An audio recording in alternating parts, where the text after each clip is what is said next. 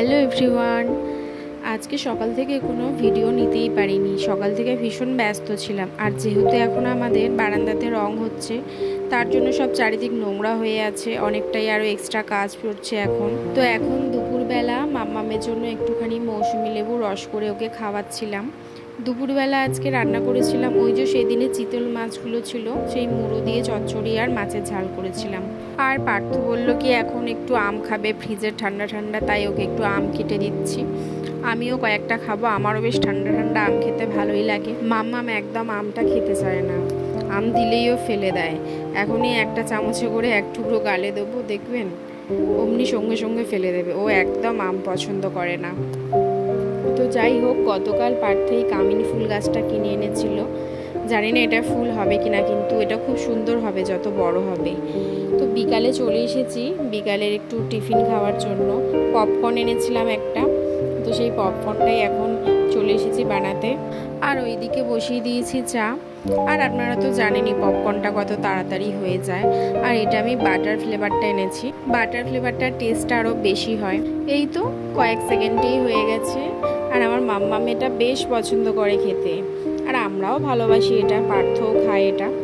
আর এটা হেলদি, কোনো বাজে কিছু না, মাম্মামকে দেওয়া যেতেই পারে। আর ওইদিকে চাটাও হয়ে গেছে। তো চলুন চাটা ঢেলে নিয়ে এবার চলে যাই।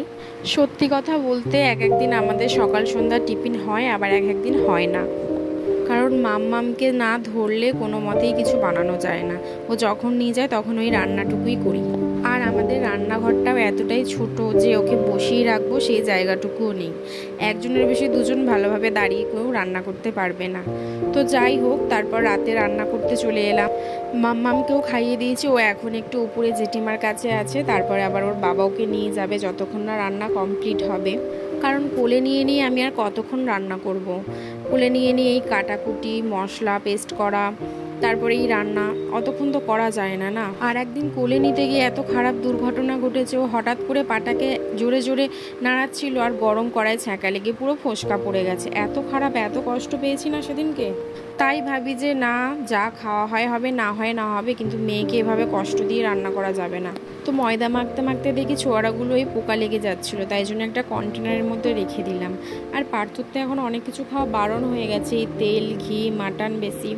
তাই জন্য অনেক দিন পরও আশা হয়েছে যে আজকে একটু গাওয়া ঘির পরোটা খাবে, আলুর দম দিই, তাই জন্য ওকে একটু গাওয়া ঘির পরোটা করে দিলাম। এখন 9:30 মতো বাজে, রান্নাও কমপ্লিট হয়ে গেল। এবার মাম্মামের খাবারটা করে রাখবো, ও এলে ওকে খাইয়ে দেবো। আর জানেন তো, আমি যখনই নিরামিষ কিছু বানাই সেটাই কিন্তু ঠাকুরকে দিই, মা কালীকে। কারণ যখন পোলাও আলুর দম করিয়েও দিই, সেরকম লুচি আলুর দম বা পরোটা আলুর দম করলেও সেটা মা কালী। আর এখানে একজন শিব ঠাকুরের মাথায় জল ঢেলেই যাচ্ছিল। ব্লগটা এখানেই শেষ করলাম, টাটা।